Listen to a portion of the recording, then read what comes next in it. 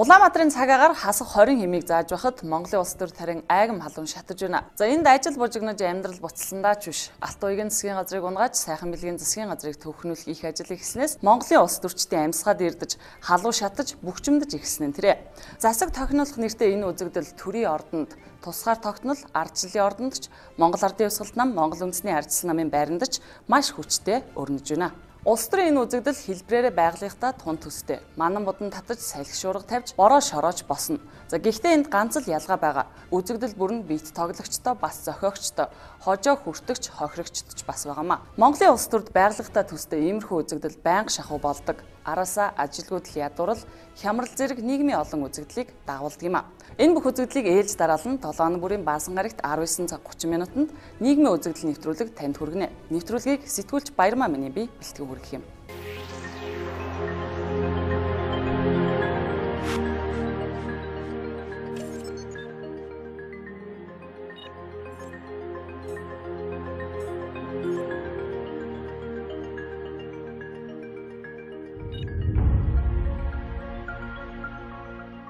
Нийгмийн үзэгдэл нэвтрүүлэг эхний дугаартаа засаг тохинолох нэртэй эмгэнэлт хошин үзэгдлийг онцлон үргэж байна. Шинжлэлийн их тодтголтой Алт уягийн засгийн газрыг өгсөж хавсарч байж унгаасан Монголын улс төрчид шийдлийн их тодтголтой бас нэг засгийн газар байгуулж сайдаар нь сайхан бэлгийг томилоод 14 хоногийн нүүр үзэж байна. Шинэ засаг байгуулах энэ үйл явц бүхэлдээ Монголын улс төр, Монголын улс төрчид улс төрийн намуудын хэн болохыг илчилсэн онц сонирхолтой үзэгдэл байлаа. Шийдлийн засгийн газар тэнийг багтаахаас эхлээд л Монголын улс төрийн намууд тараа таниулж эхлэв. Ачаага өөрсдөө үрээ гэд нүрээ буруулсан Монгол Ардын нам хүртэл ардчилсан намаас хадаг сүв аваад барьцаалтаж хэдхэн хоногийн өмнө хэлсэн ярьснаа жумартан ямбын судал тухалсан түүх бичигдлээ. Сайдваатарван таны амгалан гайхая. Таны биелэгсэн тэнгэдэг гэж явно. Энэ богны өчүүхэн бод итгэж Ихон таны манайд марж явна гэсэн сад ойлын бороо хөрөнгнөд ахтамаар арав амбын шараарыг ихтэрх нэмэр ханд болгон барьж байна. За энэ хямралт байдлыг бий болгоход өнөөдрийн улсыг хурлдах олон судалтай нам түүнтэй хамтарч ажиллаж байгаа эвсэл бусад намууд бас хариуцлага хүлээх ёстой. Өөрсдөө асуудлаа шийдэж, өөрсдөө ачаагаа өөрч, өөрсдөө хариуцлага хүлээх ёстой гэж бид үзсэн. Манай баг хурлаас засгийн газар хамтран байгуулсан зүйтэй гэсэн шийдвэр гарсан. Өнөөдөр улс орны тулгамдчаад байгаа нийгмийн эдийн засгийн хямралтай байдлыг даван туулахад Монгол Ардын нам улс төрийн хариуцлагатай хүчний хувьд, хоёрдугаарт сонгогчдын 40% санал авсан улс төрийн хүчний хувьд бол энэ асуудлыг хамтран шийдвэрлэх нь зайлшгүй зүйтэй. Энэ асуудлаас болцоо цогтой зөвхөн сөрөг хүчний байр суурь тоглосноор болоод улс орны эдийн засаг бол нийгмийн байдалд сайжрал, нааштай байдлыг авчрахгүй маа гэсэн үгнээс хамтарсан байна. Их юм үзэж илүү амьс илээсэн ах нарын ноён руу албан тушаал эрх мэдлийн өгөөшөнд ийм амархан хугарч байхад дүү нараас нь илүү дээрийг хүлээх шаардлагач байсангүй. Ардчилсан нам Монгол Ардын намын араас Монгол Ардын Хувьсгалт нам, Монгол Үндэсний ардчилсан нам, иргэний зориг ногоо нам гээд дуудуугаа авалцсан бие биедээ хайр зарлаж багцлсан сум шиг нэг баг болж эв нэгдэлтэй хамтарч ажиллана гэж тангарагцгаалаа.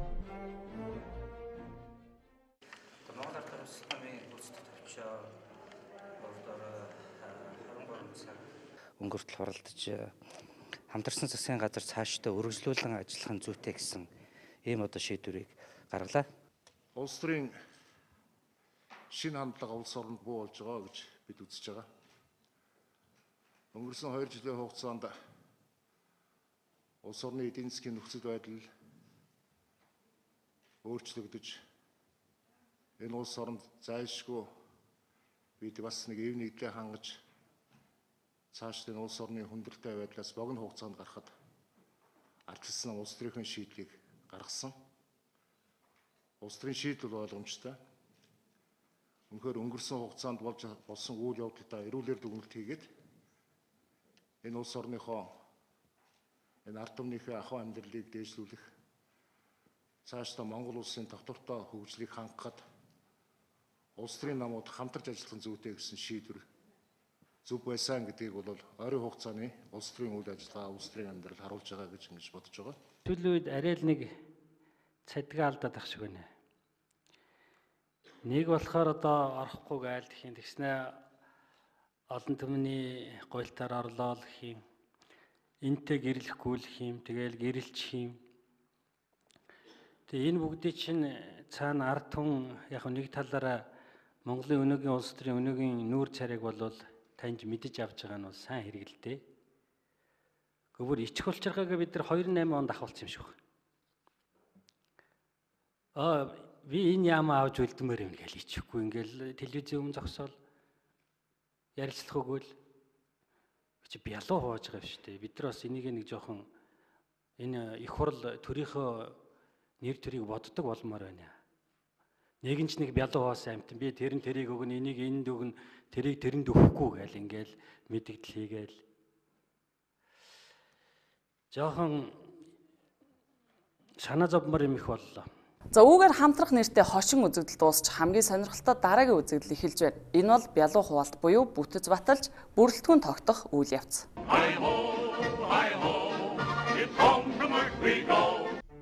Бялуу хуваах нэртэй энэ үзэгдлийн гол дүрм нь эхийг эцээж туглыг тураахгүй байх.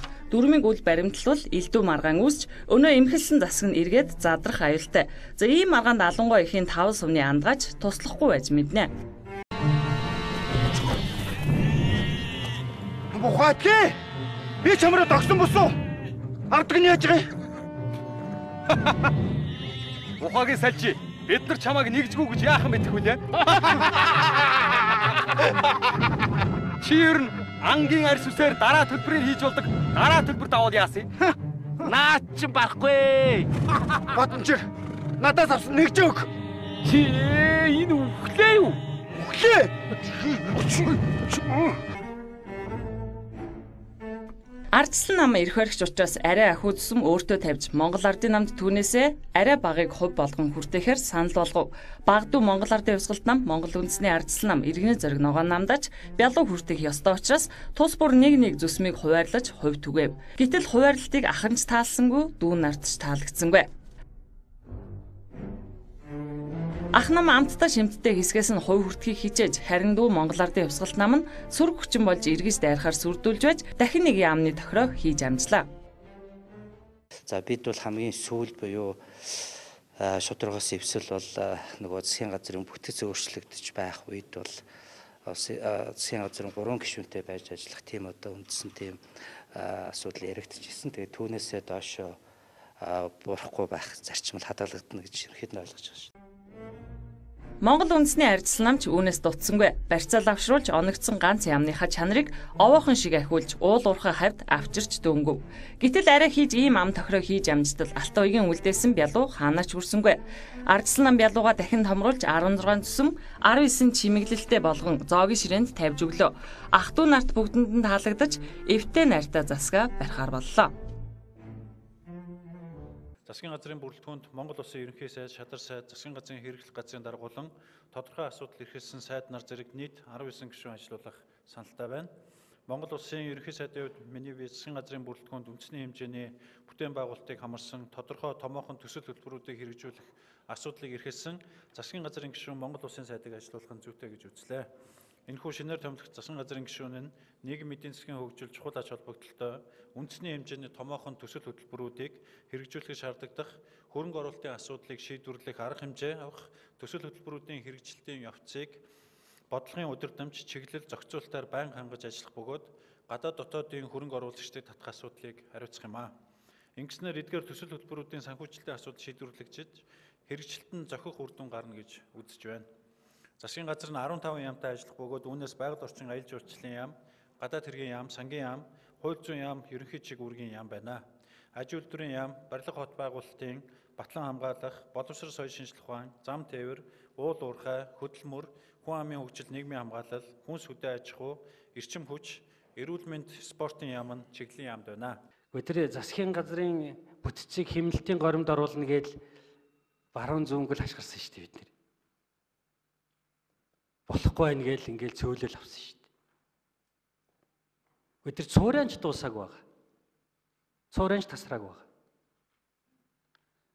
Тэгсэн өнөөдөр одоо ингээд нэмээд ингээ ороод ирж байгаа чи би одоо бялуу хувааж ийн гэж ойлгох уу? Юу гэж ойлгох вэ ерөөсөө? Ойролцоо нэртэй үйл ажиллагааг нэгтгэж болох эсвэл зарим төсөлт байгууллагуудыг татан буулгах, эсвэл зарим төсөлт байгууллагыг аж ахуйн тооцоон шилжүүлэх 60 гаруй байгууллагын нэрсийн жагсаалт байна. 1600-аас 2000 орчим хүмүүсийн орон тооны асуудал байна. Дээрэс нь 8-аас 20 тэрбум төгрөгийн хэмнэлтийн асуудал байна. Монголын улс төрчид төрийг маань ямар сайхан том бялуу болгож хувиргасны тод сайхан жишээ нэ. Тоогооч нар нь тэд өөрсдөө төр хэмээх энэ бялууныхаа орц найрлага, амт чанар, хэлбэр хэмжээг хүссэн цагтаа тэд л өөрчилдөг. Саяхан Лалтуу эгийн засгийн газрын толгой томцсныг гайхаж 3 яам 3 сайдаар нь сорзалж за эцэст нь өөрийг нь хүртэл үдэж өгч байсан хүмүүс одоо түүнийг ортоос мартаад Монголын түүхэнд байгаагүй 15 яам 19 сайдтай томоос том засаг оруулж ирчгээд сууж байгааг тоглоом гэж харахаас өөр тайлбарлах үг надад алгаа. Ёстол нөгөө утасгүй бол өглөө юу гэдэг шиг яамгүй сайдгүй бол өглөө юу гэдэг онгой ард олны дунд гараад байна. Яагаад гэвэл энэ засагт яамгүй сайд хүртэл байгаа гэд та боддоо. Энэ бол Монгол улсын сайд. Энэ том гуншинтай сайдад яам байхгүй, албаа хаагдчих байхгүй. Бүр хариуцуулах асуудал ч олдохгүй байсан учраас дил сул мега төсөл эсвэл яамны ажилдаа давхардуулахгүй томоохон асуудал гарвал түүнд хариуцуулъя гэж тохирсон сураг байна. Монгол улсын сайд гэж нэг сайд орж ирж байна. Энэ нь өнөөдөр тодорхой том мега төслүүдийг авч хэрэгжүүлэх мэт боловч өнөөдөр уул уурхайн сайд яах юм?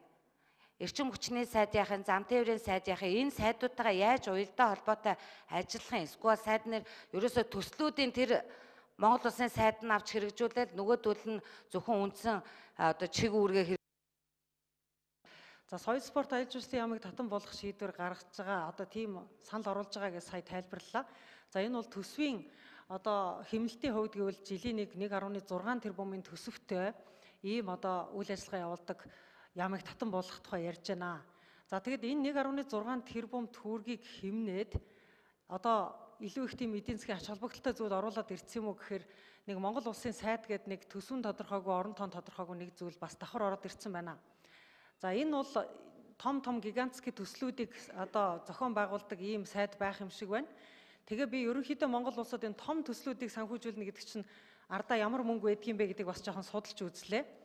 Тэгсэн чинь Монгол улсад зөвхөн төмөр замыг шинжлэх, өргөтгөх, сайн шандыг байгуулах гэж бодилсан тэр 7 жилийн хугацаанд Монгол улс бол 1.80-ад 960 тэрбум төгрөг зарцуулаа явж байгаа юм байна.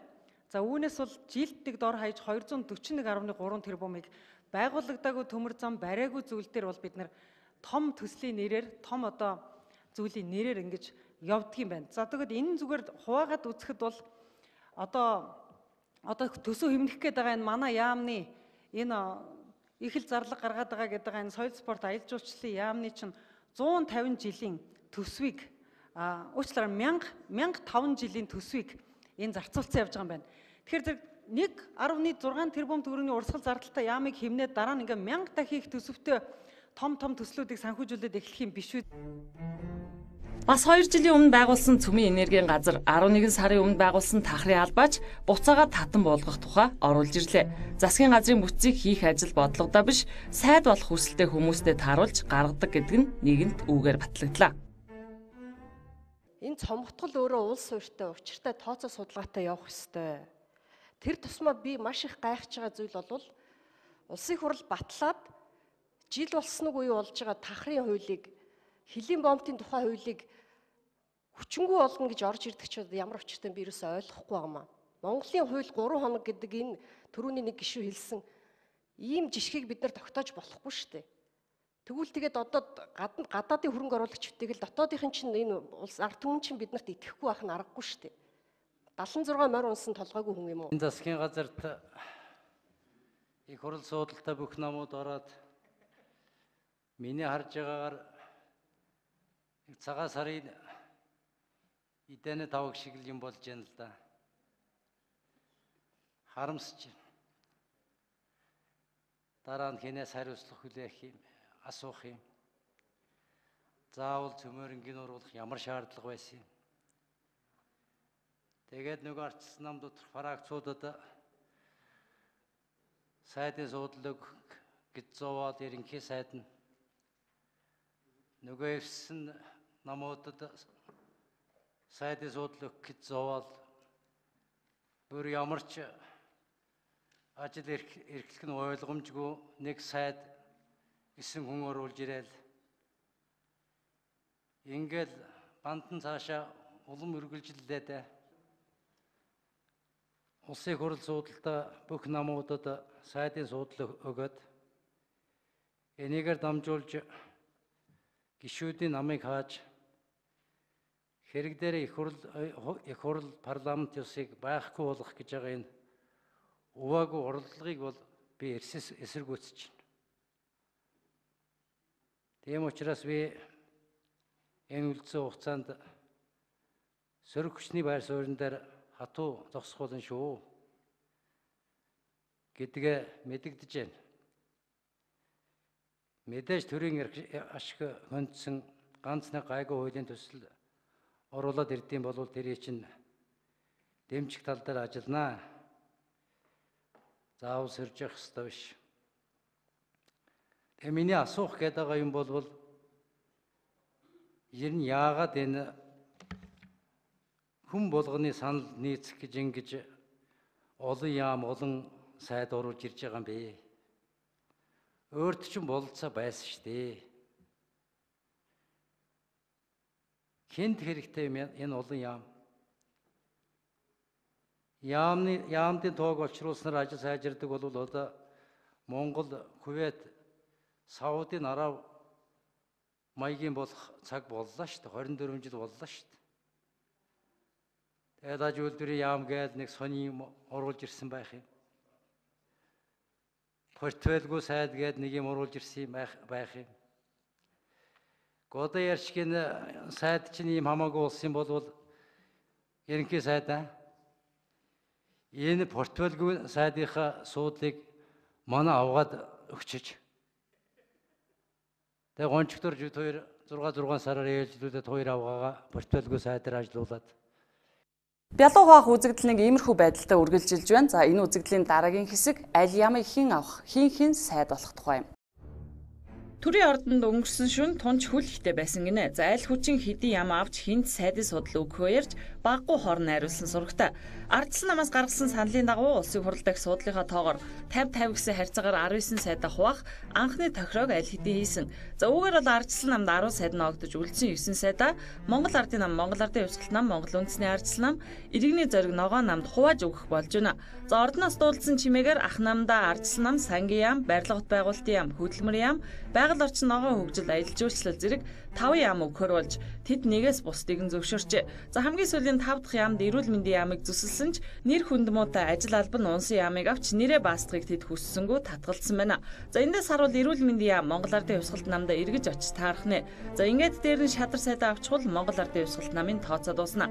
За харин Монгол Үндэсний ардчилсан намд уул уурхай яамыг өгнө гэх бүдэг бадаг сураг бий. За гэхдээ оюутлогоо 5 толгойг урагшлуулах энэ том яамаа эрх баригчид муанд өгөхгүй эсвэл эргээд том хариуцлага хүлээх хэрэгтэй болох учраас тэдний гараар могоо бариулж арьсаа хамгаалах уу гэдэг байна.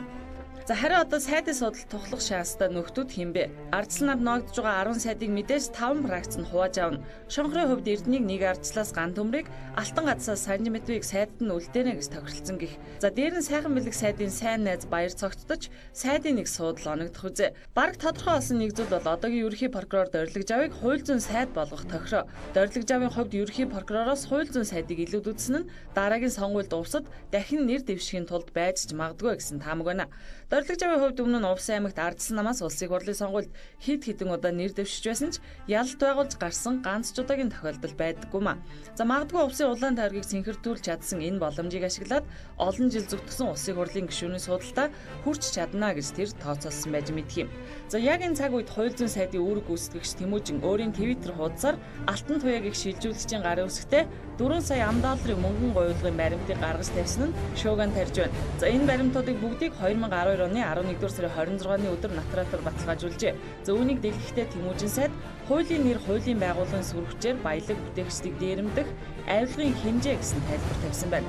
Хууль зүйн сайд болон засгийн газрын шинэ сайд нар тодорч байгаа энэ цаг үед хууль зүйн сайд асан хүн ийм ноцтой баримт дэлгэсэн нь энэ үйл явдалтай ямар нэгэн байдлаар холбоотой сайтар бодож төлөвлөсөн зүйл бололтой.